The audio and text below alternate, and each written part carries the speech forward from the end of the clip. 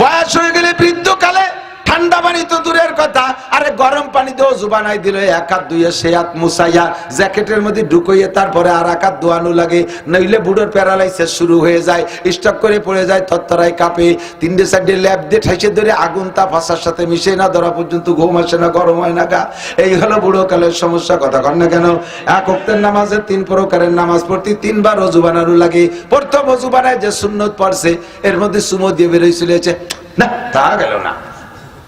কি হয়েছে? কাকা পেশাব হয়েছে, বাইরে যে পেশাব করে যে ওযু বানায় আবার ফরজ নামাজ পড়ছে, আবার পট করে বেরোইছে। কি হয়েছে? কয় যে শেষ বইটাকে কি কিছু ছুটে গেল নাকি, টের পাচ্ছি না, কিরম কিরম যেন ঠেকতেছে।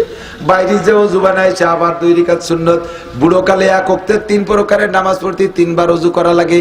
আর যৌবন কালে সকাল 9টায় গোসল করবা, 9টার গোসলের ওযু দিয়ে ইচ্ছা করলে ঈশার নামাজও পড়ে শুতে পারো। এমন সুস্থ বডির অধিকারী যুবক আছে না নাই? এই জন্য আল্লাহ পাক যৌবন কালের আলাদা হিসাব নেবে। আরে দরজবানি তওবা করদান শিবায়ে পয়গম্বরিস অর্থে ফিরি গুরকে জালেম মিশাওয়াত পরহেজগার। যৌবন কালে ইবাদত করা নবীওয়ালা স্বভাব, সব নবীরা যৌবন কালে ইবাদত করেছে, কোন নবী যৌবন কালে অন্যায় করে নাই। কাজেই তুমি যদি যৌবন কালটাকে কন্ট্রোল করতে পারো, কিয়ামতে নবীদের সাথে জান্নাতে যাইবা। বুড়ো হয়ে গেলে রয়্যাল বেঙ্গল টাইগার পর্যন্ত মুরিদ হয়ে যায়, বাঘ পর্যন্ত ভালো হয়ে যায়। আমি নিজে চোখে দেখে আসছি। একবার গেলাম শরণখোলা যাইয়া 2 দিন মাহফিল, রাত্রে মাহফিল করছি, পরে রাত্রে মাহফিল একেবারে সুন্দরবনের গায়ে। চিন্তা করলাম যে এত কাছে আইছি যখন, ফাও এমনি তো মানুষ পয়সা খরচ করে সুন্দরবন শিক্ষা সফরে আসে, আর আমার তার পয়সা লাগতেছে না, একটু ভিতরে ঢুকবো। তাগড়া 5-6 জনরে নিয়ে গেলাম যে চল আর জঙ্গলের মধ্যেই যাব। ওরে গোন জঙ্গল, সামনে 3 জন পিছনে 3 জন দিয়ে আমি মাঝে দাঁড়ালাম যে খাইলে ও গেটটা খাইয়ে তারপরে আমাকে মেনে। তারপরও আমি কদম বাড়াতে পারতেছি না। জঙ্গলের ভিতরে গেলে এই জায়গায় বসে টের পাবেন না, সুন্দরবনের ঘরেও জঙ্গল, হেতালি বাগানের ভিতরে যখন ঢুকবেন মনে হয় যেন কোন ফাঁক দিয়ে এসে ধরে। আর সে সময় হুশ থাকে না। আমি কই আমারে মাঝে দে, তোরা আগে পাশে থাক। ওরা আবার ভয় দিয়ে দিল, হুজুর বাগরে তো চেনেন না, ও আগা ভাষা বোঝে না, যেটারে টার্গেট করে মাঝের তো সেটারে নিতে পারেন। আমি কই তালি যাব না। যদি ওরা চিন্তা করে যে এগুলোতে আগের থেকে দেখি নতুন ডারে ধরি, তাহলে তো আমার মাইরিয়ে যাবে। একদিন ঘুরে আসছি, ফিরে দিন আর এক জায়গায় যে আর এক রুটে যাব। ওই রুটে যাওয়ার সময় আল্লাহু আকবার, যে দেখি 4 পারে ছোট্ট একটা খাল, 4 দিয়া বাঁশের 4 পারে উপার যে সুন্দরবন। 4-এর গোড়ায় গিয়ে দেখি 4-এর উপার মুরব্বী একজন বসা। এই পর্যন্ত হবে তো বড়, 7-8 হাত লম্বা। আল্লাহ বসে রয়েছে। আমি বললাম যে যা দেখবো বলে আইসি, দেখা হয়ে গেছে, আর উবার আমার যার কাজে নেই। ওরা কয় হুজুর চলেন যে। আমি কই যে গোড়ায় বসা দেশ দিয়া। কয় যে ওই বাঘটা আজ 1 সপ্তাহ ওই জায়গা নড়াচড়া নাই, বৃদ্ধ হয়ে গেছে। আগে লাভ দিলে সামনের দিক 22 হাত যেত, এখন লাভ দিতে যে কোন দিমারে পিছ হয়ে যায় সেটুকু উঠতে পারে না। শিকার মিকার নাই, ও যে কি খায়। 1 সপ্তাহ ধরে ওরে 4-এর গোড়ায় দেখতেছি কোনো নড়াচড়া নাই। আর হরিণী তো বাঘ দেখলে তার কাছে আসবে না, অন্যাসে তার আসবে না যে কাকা আমি আইছি আমার দেরি স্মৃতি খান, এরকম আসবে নাকি? যেই দেখে সে সরে চাই, শিয়াল বান্দর টান্দর যা শিকার করে খায় সব শুরু। 1 সপ্তাহ ওই জায়গা বসা। আমি ওয়াজ সংগ্রহ করলাম, আল্লাহু আকবার, দরজবানি তওবা করদান সেবায়ে পয়গম্বরিস। ও বাদ, যদি তোমার যৌবন কালে এরকম বসে তসবিহ টিপতে, তাহলে বুঝতাম যে তুমি বুজুর্গ হইছো, চরমনে হুজুর কাছে মুরিদ হইছো। বুড়ো কালে এখন লাভ দিলি সামনের দিক যাও না, পিছিয়ে যাও, এই জন্য 4-এর গোড়ায় বসে বসে তসবিহ টিপতেছো। হ্যাঁ, নড়াচড়া করতে পারে না, সব বুড়ো সাইজ হয়ে গেছে। এই সমস্ত এখন যে কয়জন বুড়ো 80, 85, 70, 75 বছর বয়স, এই রাস্তা সে সময় এত ভালো ছিল না। গোপালগঞ্জ হাইটে চলে গেছেন, কথা কর না কে? ফরিদপুর হাইটে যে কোট করছেন, আপনাদের পায়ের ধাক্কায় জমি কাঁপছে।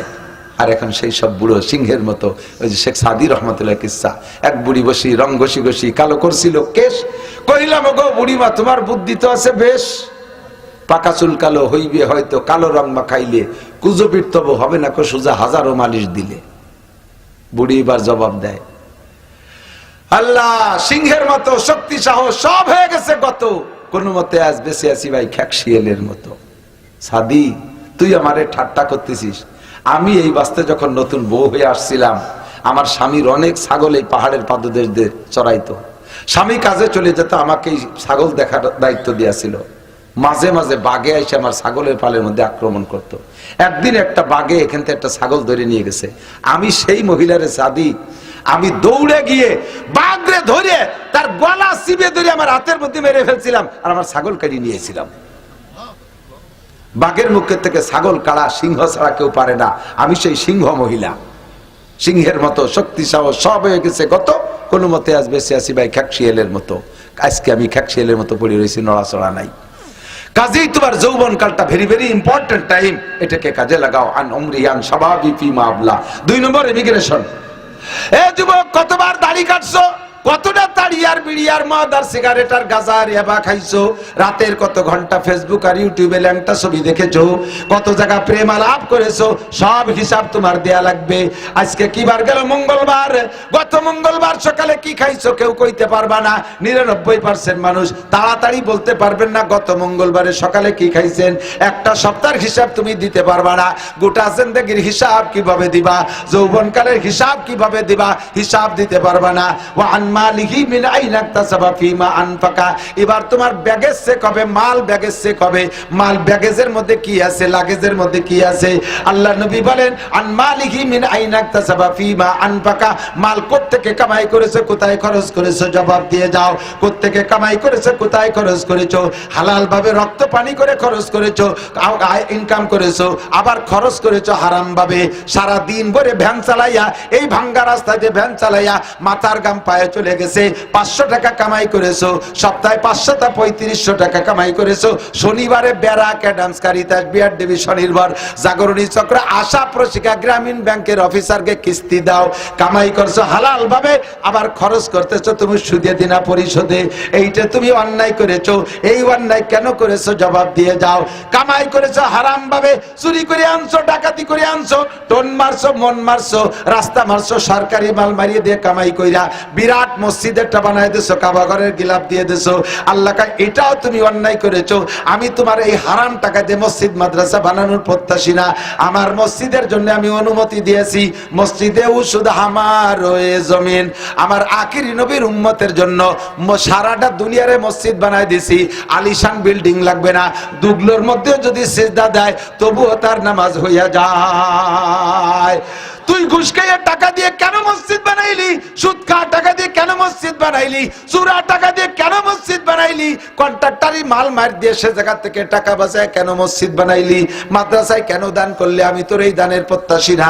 এটাও তুমি অন্যায় করেছো।